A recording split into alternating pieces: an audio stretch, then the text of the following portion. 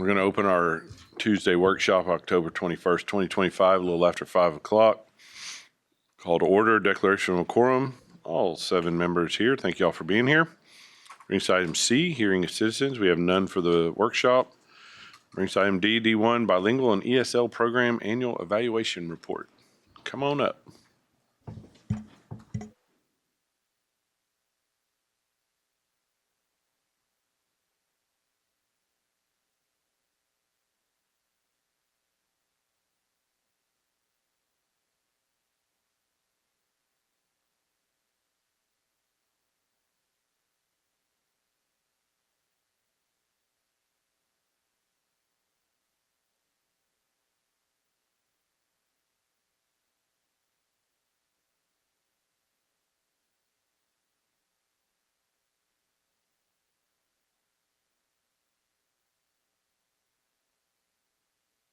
Closer a little bit. There you go. I'm going to be really loud. Okay. This evening, I'll be presenting the Bilingual Education and ESL Programs Report. Our presentation targets will be an overview of the bilingual ESL program, student demographic information, academic and English language proficiency progress, budget considerations, staffing and professional development, and there'll be time for questions at the end. It's very likely you've seen this data through the school improvement presentation or accountability, so tonight will be a quick summary. As we move through the presentation, I'll just call out what stands out the most.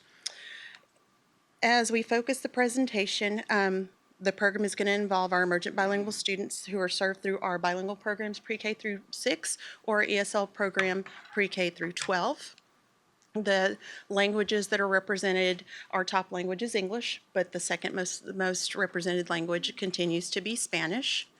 In terms of students being served in our programs, the notable thing that has actually happened this year, the number of students in our bilingual program are closely approaching the number of students in our ESL program. So can you go back to that one? Do you have those actual numbers? That seems like a big jump. I can't really see the total increases. Like how many total increased students is that? From last year, I'm sorry, I didn't. You don't, I okay, didn't yeah, include it's that hard on to this see on slide. there. Okay. Yeah, sorry. The one on the bottom My for apologies. the ESL and bilingual looks or I guess the bilingual looks really steep, but looks like 400 more kids. Okay, right? Is it 400 more kids? Is that Yeah, where that- past the sniff test? Yeah, where that dot is, it looks like it's 525, give or take, 896. And then ESL students look to be probably closer to 700 to 933. Yeah.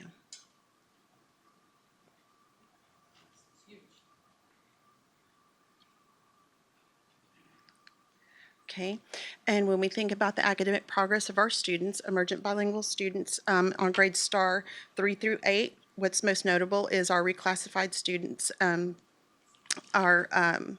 More than half of our students in grades 3 through 8 have satisfactory progress in 3 out of the 4 content areas. In moving on to the students on STAR EOC, our reclassified students are consistently meeting standard on those exams, with English 1 and English 2 continuing to be an area of growth.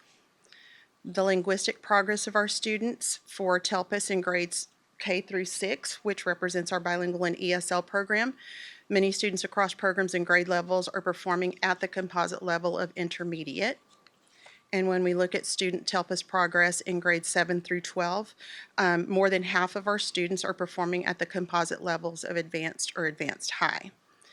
The only new data points I have to share with you this evening are our Lost Links Spanish progress monitoring, which is a requirement as we monitor the proficiency in the partner language of our dual language program, which is Spanish. Our kindergartners and first graders were measured in their proficiencies in listening and speaking, and many of them are progressing well on that.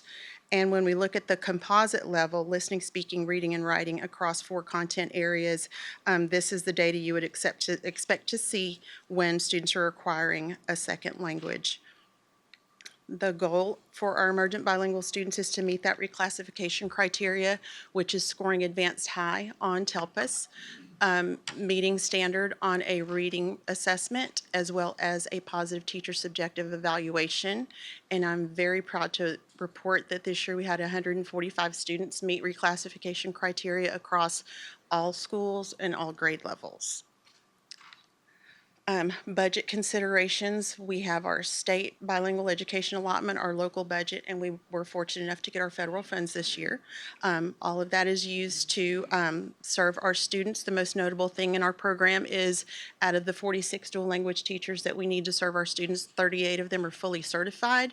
As far as our ESL program, we have increased the number of teachers that serve elementary students from 283 to 337, as well as increasing the number of secondary teachers from 51 to 76. All that being said, we have a lot of students with a lot of needs, and part of that is having a fully certified bilingual or ESL teacher. If they do not, we are required to file an exception or a waiver. This year, we will be having to file an exception and a waiver, but what I'm most proud of is that our teachers who are not certified are participating in our Grow Your Own Strive program. And this is preliminary data snapshot, and this is due before November 1st, so there's time for teachers to turn in, get that certification completed. In order to support our program and our educators, we have professional development through collaborative team meetings, provide compliance training. Our focus this year will be that teacher certification training, as well as planning for the implementation of the new English language proficiency standards for the fall. And our next steps are to evaluate the effectiveness of the resources we've invested in, expanding our Summer Language Academy, and the development of our Emergent Bilingual Family Advisory Committee. So if you have any questions, I might be able to answer them. That was a lot, and it was fast. I guess in general, I know there was a lot of data there, but there was only one slide that kind of compared previous years to this year's snapshot. How do you feel from year to year the program has been doing as far as meeting the needs of the emergent bilingual students coming into the program? It's always a challenge. How is It's- is the population changed, or have things changed? Kids are kids.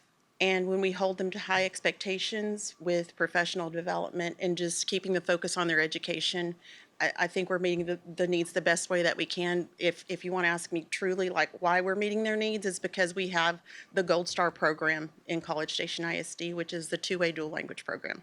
It's an equitable program for our English speakers as well as our Spanish speakers, and the fact that we have so much support for our English learners across the board, academic English learners.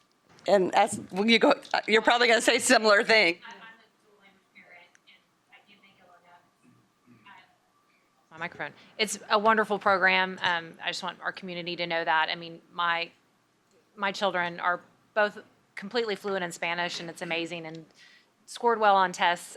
I'm curious though, and I hate that I don't know this. What is the Summer Language Academy? Just out of curiosity, I don't remember hearing about that. But we've been out for a little bit. No, that's fine. The Summer Language Academy is what we call our summer programs. It's been rebranded. It's not summer school. It's not necessarily a remediation. We're the only program we're required to offer for our emergent bilingual students is our pre-K and kinder program. We use our additional funds to support our newcomers that are in grades.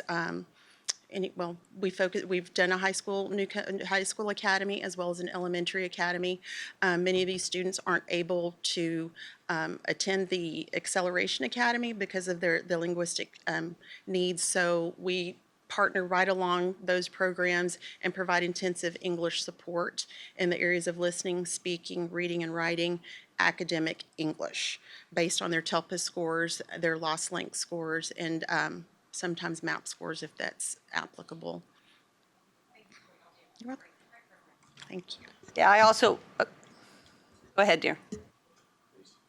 Just back on the dual language, because we both were dual language parents and both fans of the program. So, and looking at those numbers of growth, so how many are we been adding new classrooms? Are we kind of just a general update on how is the dual language program doing at our three elementary campuses and one intermediate? And have we been adding new classrooms, those kind of things? And also, I'd just say, as it looks like more English language learners are coming in, are we also being able to match the number of native English speakers that are in the program? Kind of just a general update on it. I'll try to remember all of that.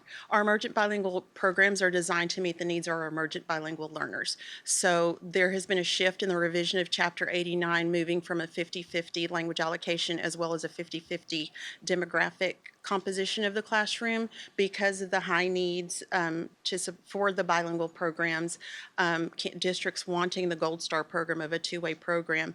Rather than having a 50-50 split for student participation, it is now a 2/3, 1/3 participation because as we know, it's quite costly to add another unit. We add additional units as we can. Currently, our fourth grade cohort has 8 classrooms that will be hitting Oakwood next year. So, did I answer all of the questions? Is there anything else? It's at both intermediates now, right? One intermediate, Oakwood. Oh, one intermediate. Yes, ma'am. They have opportunities at the middle schools now, right, to take the Spanish too? Yes, yes. Mr. Payne. I was just curious about for our younger students to get enrolled. What's the education like? What gets them enrolled? Are they learning about it when they get there? And then why do you see kids signing up when they're younger? I'm just curious, anecdotal. Anecdotal, Yeah. because they're sponges. Yeah. And being bilingual just truly opens up a lot of different avenues for you. And living in Texas, it's beneficial to speak Spanish, even Vietnamese in some areas. That is the next language in the state of Texas that is being represented across the board. So, you bet. And I think I remember going through the presentation of why anybody would want to be in the program. Obviously, it's a state or a federal required program for emergent bilingual students, but for some of the other folks who joined the program, I remember the discussion of how not only is it that picking up that other language, but it's the fact that these young kids are working a different part of their brain. It is a challenging learning environment if the students are up for it, right? I think that's another academic benefit that they're offering. At least that's what y'all told us. I think so too. It still is. Yes. Okay. Thank you for your time. That'll bring us to item D2, review board policy FDA local.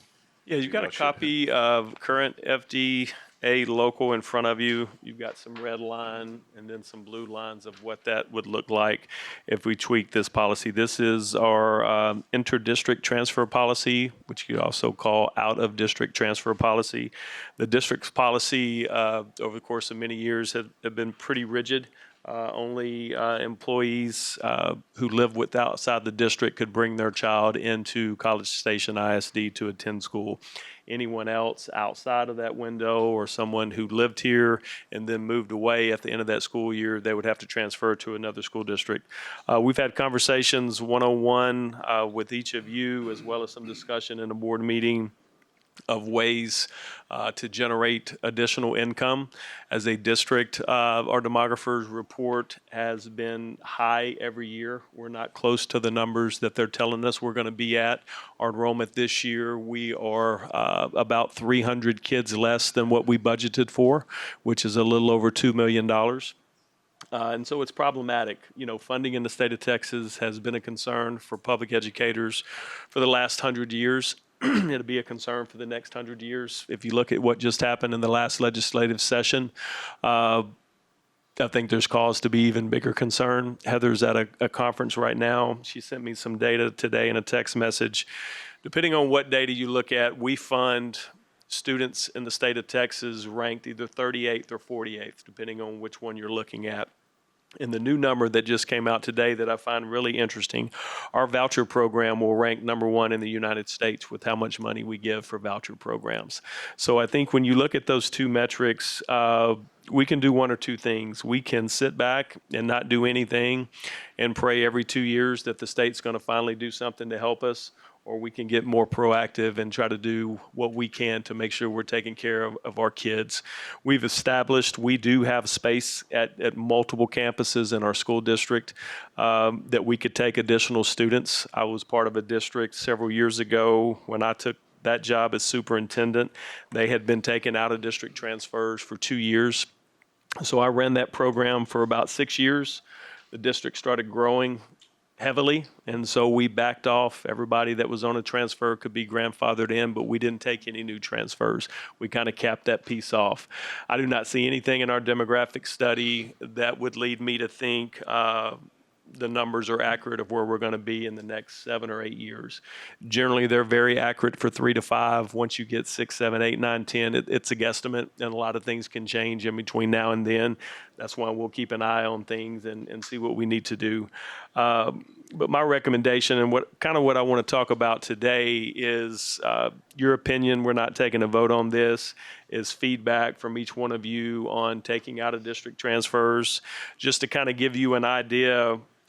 It's not an open district, so there you get open enrollment is thrown around a lot, and that's not what this would be. Open enrollment would be you could transfer in and we're going to accept you. We would have thresholds and criteria that kids would have to meet in order to qualify to be accepted, like grades. All grades would have to be, I'm just throwing out just raw numbers, 80 or above. Discipline, 0 to 2 referrals. Attendance, 95% or higher. Star scores, past our star exams. Those are things that they would have to submit documentation to us in an application. We'd have a team that would go through the applicants and create 2 piles. These qualify, these do not qualify. We would set a tracking pattern of where the students would go, so parents knew you don't get to pick a school. We would set that track, and if we advertised out of district transfers, it would be advertised if the track your child's going to be on. We've talked, just my team, and what do we do, K6, K4, K8? My concern with K8 is maybe too much too quickly. In my opinion, I don't think we should go higher than 6th grade to give us a couple of years to run the program, decide the pathway for students going into high school. And we've kind of settled on, if we get to that point, kids in high school would be a straight lottery draw. That way we don't have kids picking a particular high school because I want to play football here, I want to play baseball, I want to be in this band. It would be a straight lottery draw of what high school that they would go to. That would be the most equitable way in order to do it, and also our way of policing someone not choosing a campus for UIL purposes. So that's basically kind of what we want to talk about. This policy, and we will come back and have another discussion. There's also a part of our District of Innovation plan that we could revise, that we could add a clause that if a student was not meeting our expectations during a school year, they could be removed and have to go back to wherever their home campus was outside of our school district. So it gives a little teeth if we had a child that got into a bunch of discipline issues, that they would be removed. In my 6 or 7 years running that program in the previous district, I think I revoked only 2 transfers.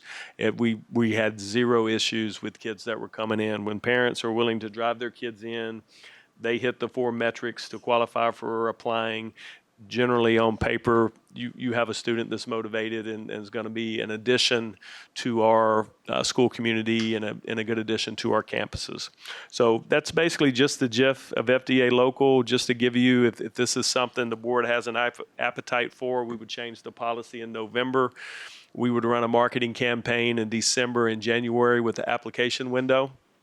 By the middle to end of February, parents would get a letter from us. Your kid qualified for an applicant, they'll be going to X school, or they did not qualify, and then we would have a chance before we go out for teacher contracts and things of how we need to staff campuses to make sure we're prepared in early spring and have all that set long before May, end of May gets here.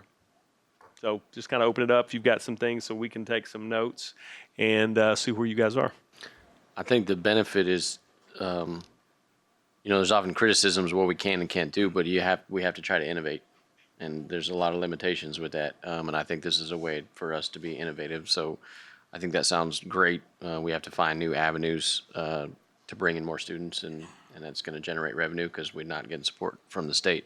I'm curious. You mentioned the lottery program makes sense, but what about if they're specific where they want to come in and swim? So Consol's the only place they're going to go. Would that how would we factor those kind of things? Yeah, we would. I want to do some more research with some larger districts that have had that. I think if there's a particular program outside of, if there's a program that each school doesn't offer, I think letting them have that choice, I'm not necessarily opposed to that at all. But I think, like you're saying, the swim for Consol, if a child's a swimmer and wants to swim and their draw is College Station High School, I think probably need to let them stay here at Consol. We're just trying to eliminate, if we have duplicate programs, that they can't pick and choose.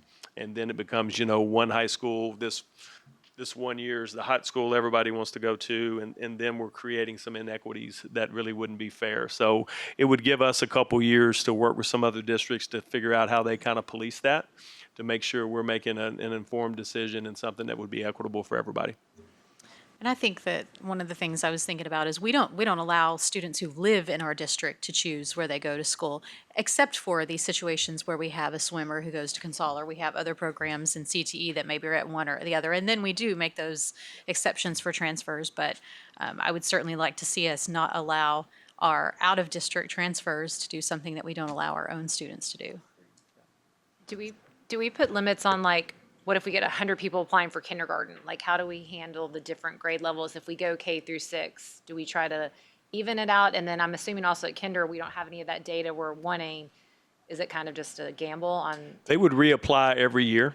And so every year they would turn in the documentation that we need in order to keep track. So every year they would have to, because there may be a year everything's in order, and then the next year, something happens attendance-wise or discipline gets bad. And so they would reapply every year, and they're not guaranteed that they would be a part then. Now, they do recommend on the FDA local that in order for us to remove a child, that it needs to be based on discipline and attendance, not grades. And I was always good with that. We never removed a child who didn't pass a STAR test. If they came to me and they're in our school district and they didn't pass STAR, well, that's on us. And so it was just grades and discipline are the two criteria for any sort of removal.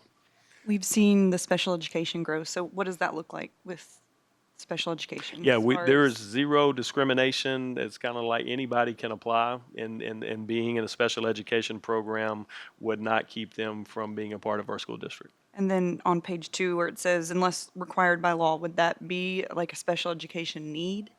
No, required by law would, I believe, the requirement to travel by law with special education transportation is only in district. Some of the transportation required by law would be possibly for McKinney-Vento with potential homeless children. But this really wouldn't fit in this context. Would we expect, given our reputation with SPED and the growth that we've seen there, would we expect to, and I realize you probably don't know, do we think we'd get a lot more? In my previous district, that was one of the largest increases we had was in special education. Yes, it was. I'm gonna play devil's advocate. Yeah. There's special education teachers in this district that might just hear this and go, oh, no. So you mentioned earlier the staffing piece. But we also understand that special education is very difficult to staff for. So now it's a double-edged sword for us as a district. So I guess that's where the application piece comes into play where, hey, sorry, we can't staff it to fit the amount of applications that we might Correct. be able to. That would be part of it. Because we're going to protect what we have. I mean, that's just where we're at. Absolutely. We could look historically, too, on how many new special education teachers we've hired, let's say, over the last 5 years in each year, and trying to anticipate what that number would look like. But that would absolutely be a determining factor. Because what we would do is look at our current programs and see what space we've had. And if kids qualify a particular space, could we take additional children there or not? And if staffing is an issue, then that would be the disqualification, would be staffing. And all of that would be outlined in our application process. You apply, you could check every box and you may not get there. We may be at a standpoint where we're thinking 300 kids, give or take, and let's say we have 500 applications. Well, we may not be able to take 500 that first year.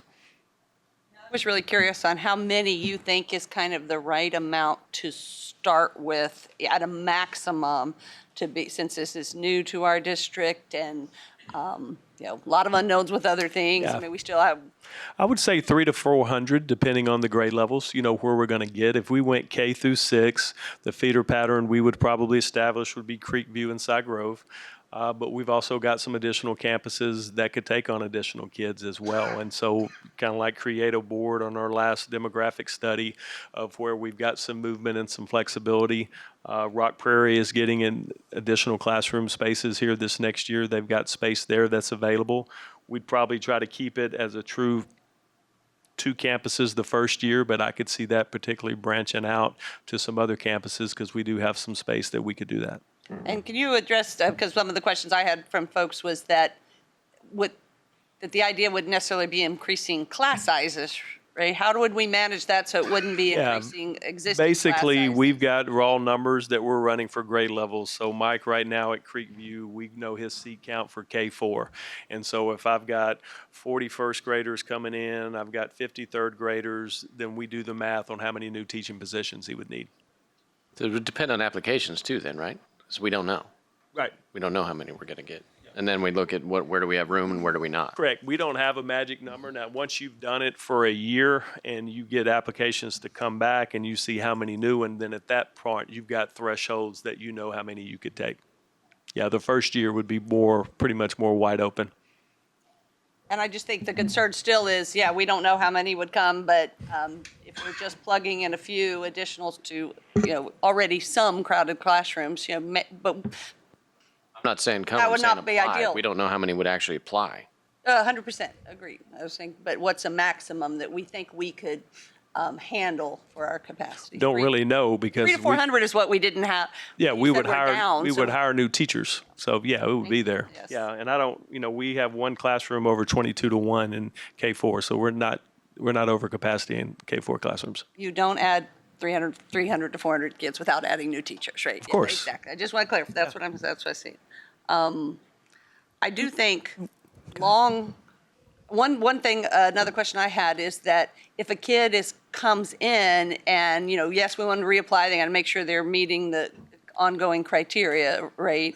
Are we going to allow them to stay at that same campus that they are, they come into kindergarten what's the plan? Would they stay at that same elementary school for all 5 of their years? Correct. That would be okay. Yeah. Okay. So we have that flexibility with new kids coming in, but then They're not part of rezoning because they don't live here. Yeah. Yeah. So they would have a set pipeline that they would go to. But so folks coming in, we also wouldn't be moving them around from 1 year to a year.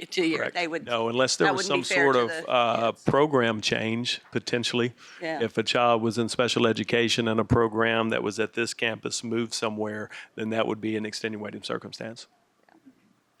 I don't expect you to have exact numbers, but how common is this in Texas so far?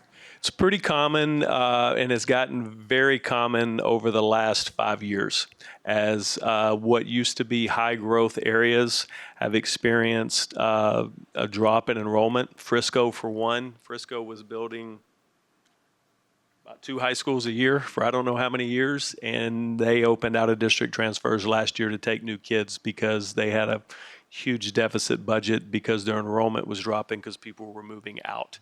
And so you're seeing more and more of that of, quite honestly, school districts having to pivot and having to take care of themselves, and they need students, and they feel like they've got a great product to sell, and so they market. Our state has made it very adamant that they want parents to have choice. So great, we can give them another option. Yeah, that's. I don't have a number, Josh. I could probably get online and do some searching and see. I just wanted to get the idea across that we're not reinventing the wheel here. No, it's not at all. No, it's not at all. Austin paid attention last fall. We had multiple conversations thinking ahead about this being a possibility, and he clipped and saved a lot of the marketing materials that multiple school districts used. And we can reach out to them as well of things that worked. Yeah.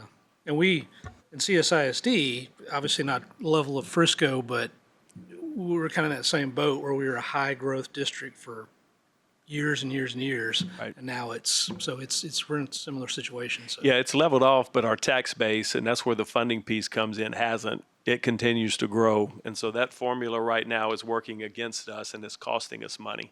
And if we don't do something, then we're going to be considered property rich as our enrollment continues to drop. And right now, we don't have to pay money to the state. But if things didn't change, we would start writing money to the state that we don't have to give. And the One reason I thing- bring up innovation is because there are other school districts. Katy, for example, is starting an online school. It accepts anywhere in the state. There's probably some pros that may come out of that, and there's also some pitfalls that come out of it. Universities did that when they went to online learning, and they thought everybody was going to come to their schools, and what you find out is really people stay regionally. And it was rather advantageous. A&M, being in their traditional ways, didn't do a lot of that. Ended up working out well for them because they wanted in-class learning, and the online learning wasn't the windfall that a lot of places thought. So I think There's something we have else. to try to innovate, and seems like a way to do that. That is another area where we are exploring and plan on taking a trip to the Metroplex to go to a district that's been doing it for about 3 years. And that would be something that we would explore opening in 27, 28. Only not a K-12 model, more than likely a 9-12 model. I mean, and we're not going to be out there twisting any arms to make anybody come to our district, right? This is just an opportunity that we're opening, and we have to believe that we have a product that people want. We have to Right. believe that we're doing a good job with student success and supporting our students and helping them learn, and that there may be some others out there that want that. So I think there's a lot of unknown. I mean, we're jumping into something that we haven't done before, but we're giving an opportunity for other students that they may want to take. I think it's a great opportunity too to make some money. I do want us to take it cautiously and maybe with some kind of slower pace to make sure, that's what I would like to see, make sure we work out the kinks in it and it is not causing any unforeseen issues that we hadn't expected. I think the one other question on the funding, because obviously the funding follows the student. That's the whole reason we're doing this. And the full funding formula for their weighted funding, whatever their classes they're in would follow them, right? Everything follows. The only difference is they're not a taxpayer. Or like the bonds and We're so, a taxpayer or a voter in College Station ISD, correct? right. The only thing that then in the back of my head, because I've mentioned it a few times lately, there are still some pieces of that funding formula that we know don't meet the full needs of what we offer, right? We are providing above and beyond in some cases for some services more than what the state in the funding formula provides, right? Like special education, like you mentioned, is one. So that would be one concern maybe in the back of my mind. And I don't know if other districts, how they've dealt with that or seen that it doesn't cause an undue burden financially in some specific cases.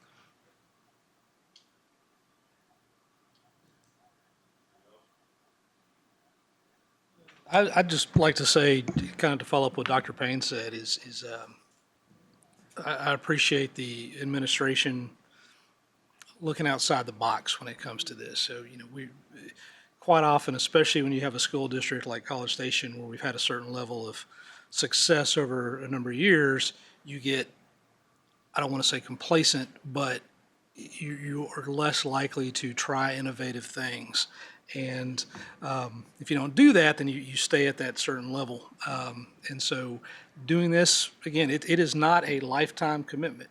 And so to follow up on some of the concerns is you try it for a year or two, and if it works, that's awesome. And if it doesn't, then you can always change your mind. So thinking outside the box and looking at those types of options, I think is good. All right. If there's nothing else, that'll bring us to item E, adjourn.